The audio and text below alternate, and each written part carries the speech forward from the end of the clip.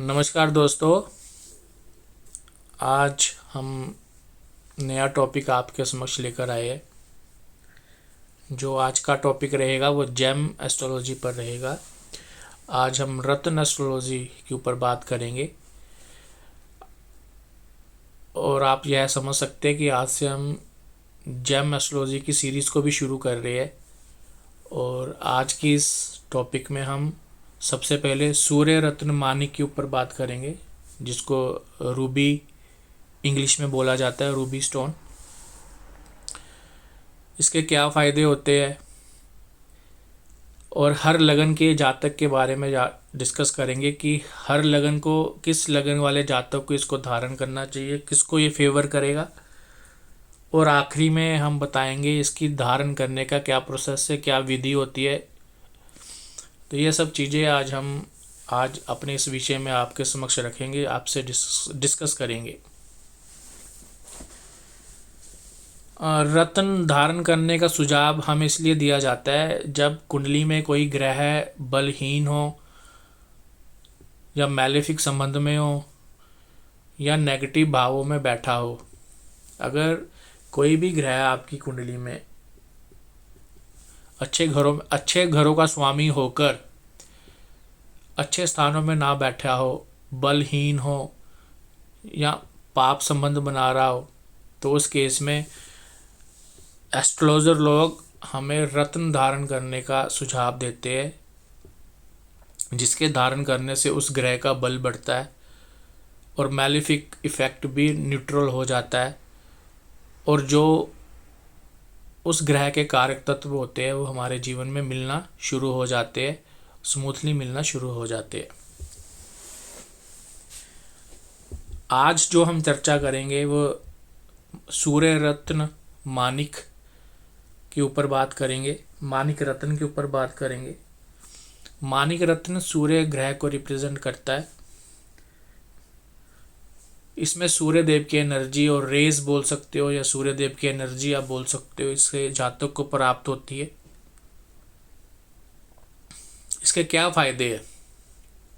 मानिक रत्न धारण करने से समाज में आपका नाम फैलता है, यश आपको मिलता है,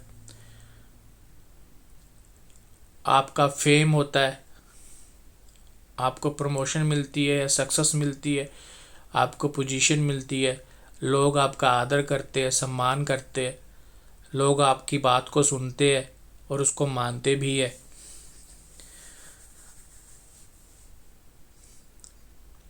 सूर्य मानिक रत्न, जिस प्रकार से सूर्य हमारा वेल्थ क्रिएशन का कारक है, उसी प्रकार से धन अर्जित करने में यह हमारी हेल्प करता है, हमारे स्वास्थ्य की रक्षा करता है। तो इस प्रकार से आपको इन सभी चीज़ों में आपको सफलता प्राप्त होती है, इन चीज़ों का बेनिफिट आपको मिलता है जब आप सूर्य का रत्न मानिक धारण करते हो। अब हम 12 लगनों के बारे में चर्चा करेंगे कि किस लगन वाले जातक को यह फेवर करेगा, सूट करेगा।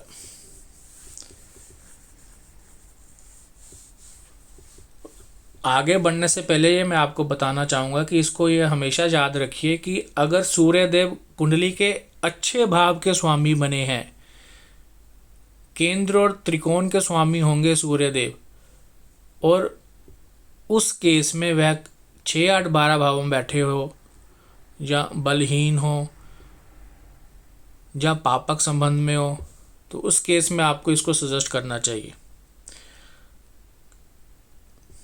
आइए अब हम 12 लगनों के ऊपर चलते हैं। सबसे पहले हम बात करते हैं एरीज की, मेष लगन जातकों की।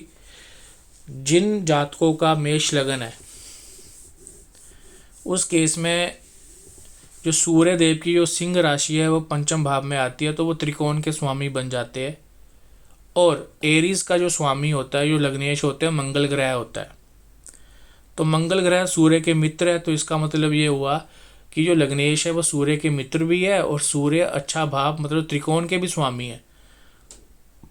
तो इस केस में मेष लगन का जातक अगर सूर्य का रत्न धारण करता है माणिक रत्न को धारण करेगा उसको पंचम भाव की चीज़ें भी मिलेंगी, यश भी मिलेगा, नेम भी मिलेगा, गेन भी होगा और हर चीज़ में उसको सफलता प्राप्त होगी और गवर्नमेंट से भी सपोर्ट मिलेगी। ये सब चीज़ें उसके जीवन में मिलना शुरू होगी। कारण क्या है? एक तो वो त्रिकोण का स्वामी है जो अच्छे भाव का स्वामी बन जाता है सूर्यदेव, दूसरा वो लग्नेश का भी मित्र बन जाता है। तो इस केस में मेष लगन वाले जातकों को माणिक रत्न फेवर करेगा। आगे बढ़ते हैं। वृषभ लगन, टॉरस लगन जिन भी जातकों का होगा, तो टॉरस लगन का जो लग्नेश है वो शुक्र ग्रह बन जाता है और सूर्य बन जाता है फोर्थ घर का स्वामी, चौथे भाव का स्वामी। यहाँ सूर्य अच्छे भाव का स्वामी तो बन जाते हैं, केंद्र के स्वामी बन जाते हैं, लेकिन उनकी लग्नेश वीनस के साथ मित्रता नहीं होती। तो इस केस में सूर्य की दशा में फोर्थ घर की रिजल्ट लेने के लिए आप सूर्य का रत्न धारण कर सकते हैं, बट उसकी लग्नेश के साथ मित्रता नहीं है, इसको भी आपको ध्यान रखना है। अब इस केस में जातक की क्या प्रायोरिटी है वो समझिए, उस प्रायोरिटी के अकॉर्डिंग उसको यहाँ पर सजेस्ट करिए। टॉरस लगन में केंद्र के स्वामी तो बन जाते हैं, लेकिन लग्नेश के साथ मित्रता ना होने के कारण जातक की प्रायोरिटी को समझिए, उसकी क्या रिक्वायरमेंट है और सूर्य की दशा में धारण करने को बोले अगर उसको फोर्थ घर की चीज़ों को मिलने में समस्याएं आ रही है। आगे चलते हैं। जैमिनी लगन, जिनका मिथुन लगन वालों जातकों का अगर आप कुंडली देखोगे तो सूर्यदेव तीसरे भाव के स्वामी बन जाते हैं, तो मिथुन लगन के लिए सूट नहीं करेगा, इसलिए यहाँ पर आपको सजेस्ट नहीं करना चाहिए मिथुन लगन वालों के लिए। कारण क्या है? वो तीसरे भाव के स्वामी बन जाते हैं और तीसरा भाव एक मैलिफिक प्लैनेट की तरह काम करता है और मैलिफिक ग्रह बन जाते हैं कुंडली के। इस केस में हम मिथुन लगन वाले जातकों को यह सजेस्ट नहीं करना चाहिए। बट मिथुन लगन का जातक अगर तीसरे भाव का कार्य कर रहा है और तीसरे भाव में ही सूर्य बैठा है, कहने का तात्पर्य सूर्यदेव अपने ही साइन में बैठे हैं और उसी की दशा में वो उसका काम कर रहा है, तो उस केस में तीसरे भाव के रिजल्ट लेने के लिए वो आप उसको सजेस्ट कर सकते हैं, बट यह हानिकारक करेगा। ये उसको सजेस्ट नहीं करना आपको मिथुन लगन के जातकों के लिए। फिर अगेन मैं आपको यह बोलना चाहूँगा कि आपको यह देखना है कि जातक क्या कार्य करता है, उसकी रिक्वायरमेंट क्या है उस समय। आगे चलते कर्क लगन। कर्क लगन में सूर्यदेव दूसरे भाव के स्वामी बन जाते हैं, तो मार्केश भी हो जाते हैं कुंडली के। तो अगेन फिर से मैं वही बोलूँगा, अगर सूर्यदेव कर्क लगन में अपने ही घर में बैठे, अपने ही साइन में बैठे हैं, यहाँ सूर्य की दशा में आप उसको सजेस्ट कर सकते हो जातक को। अगर उसको फाइनेंस से रिलेटेड अगर कोई प्रॉब्लम हो, वो भी जातक की रिक्वायरमेंट के ऊपर आप देखिए उसकी उस वक्त क्या रिक्वायरमेंट है। बट यहाँ पर सूर्यदेव कुंडली के मार्केश बन जाते हैं, तो ये रिक्वायरमेंट के ऊपर रहेगा कि जातक की उस वक्त क्या रिक्वायरमेंट है। आगे चलते हैं सिंह लगन वाले जातक।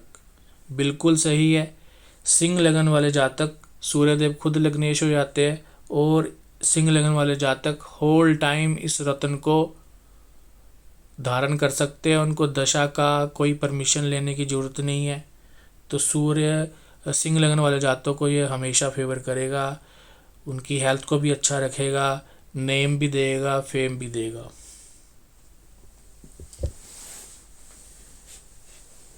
वर्गो लगन की कुंडली में सूर्यदेव 12वें भाव के स्वामी बन जाते हैं, तो 12वें भाव के स्वामी होने के कारण यहाँ पे आपको सजेस्ट नहीं करना है वर्गो लगन के जातकों के लिए, माणिक रत्न सूट नहीं करेगा। अब बात करते लिब्रा लगन वाले जातक। अगेन हेयर लिब्रा लगन के जो स्वामी हैं वो शुक्र बन जाते हैं, जो सूर्य के साथ मित्रता नहीं रखते हैं और लिब्रा लगन में सूर्य भगवान सिंह राशि 11वें भाव में पड़ती है, जो कुंडली के भाग्येश भी बन जाते हैं। यहाँ पर भी आपको व्यक्ति विशेष की रिक्वायरमेंट देखकर ही उसको सजेस्ट करना चाहिए। स्कॉर्पियो लगन, वृश्चिक लगन वाले जातकों के लिए सूर्य देव 10वें भाव के स्वामी बन जाते हैं और लग्नेश भी मंगल है जो सूर्य के मित्र है। तो स्कॉर्पियो लगन वालों को भी बहुत अच्छा फेवर करेगा, क्योंकि इसमें लगन और दशम एक दूसरे के फ्रेंड है, मित्र है, और दोनों ही अच्छे भाव के स्वामी हैं। तो इस केस में यह यहाँ पर स्कॉर्पियो लगन वालों को मानिक रत्न सूट करेगा और बेनिफिशियल रिजल्ट देगा।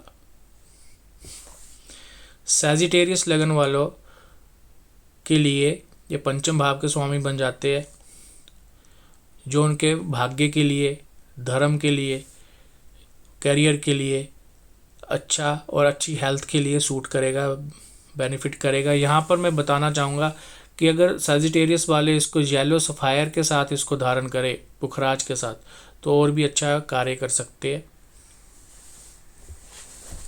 फ्यूचर उनके भाग्य में।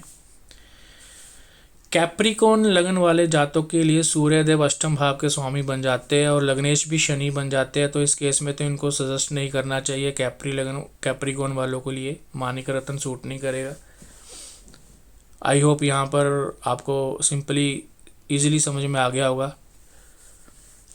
एक्वेरियस भी शनि की राशि है। एक्वेरियस जातक के लिए जो जिनका लगन एक्वेरियस है, कुंभ लगन है, उस केस में सूर्यदेव 7वें भाव के स्वामी बन जाते हैं और वो कुंडली के मारक भी बन जाते हैं। तो इस केस में भी यहाँ पर भी हम एडवाइस नहीं करेंगे जातक को मानिक रत्न धारण करने के लिए। पाइसिस लगन, लग्नेश जुपिटर बन जाते हैं, बट 6th हाउस के स्वामी बन जाते हैं सूर्यदेव। जो सिंह राशि है वो 6ठे भाव में आ जाती है। तो इस केस में भी हमें सजेस्ट नहीं करना है। तो बेसिक रूल यही है कि आपको देखना है कि लग्नेश कुंडली का क्या है और सूर्य के साथ उसकी मित्रता है कि नहीं है, और सूर्य किस भाव का स्वामी है। अगर सूर्य अच्छे भाव का स्वामी है, लग्नेश के साथ उसकी फ्रेंडशिप है, तब आप उसको धारण कर सकते हैं। इस प्रकार से आप इसको समझे। अब बात आती है इसको धारण करने की विधि। इसको कैसे पहने। इसको आप गोल्ड की रिंग में पहन सकते हो, या गोल्ड और कॉपर को मिक्स कर कर बनाइए एक रिंग, उसमें इसको आप धारण कर सकते हो। अपनी रिंग फिंगर, दाएं हाथ की रिंग फिंगर या दाहिने हाथ की, जिसको तर्जनी उंगली बोलते हैं, उस फिंगर में इसको धारण कर सकते हैं। किस समय धारण करें। सूर्योदय के समय धारण करें। कौन से पक्ष में धारण करें। शुक्ल पक्ष में धारण करें। कौन से वार को धारण करें। रविवार को, सूर्यवार को, संडे को धारण कर सकते हैं, बृहस्पतिवार को धारण कर सकते हैं, संडे को धारण करें, सूर्य वाले वार को।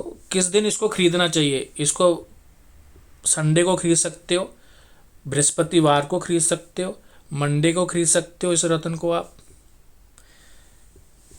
और कैसे धारण करना है इसको धारण करने की प्रक्रिया मैं बताता हूँ। जब भी हम कोई रत्न को धारण करें, सबसे पहले उस रत्न के ग्रह का जो रंग होता है, उस रंग का कोई वस्त्र ले ले और उस रत्न को अच्छे से साफ कर ले।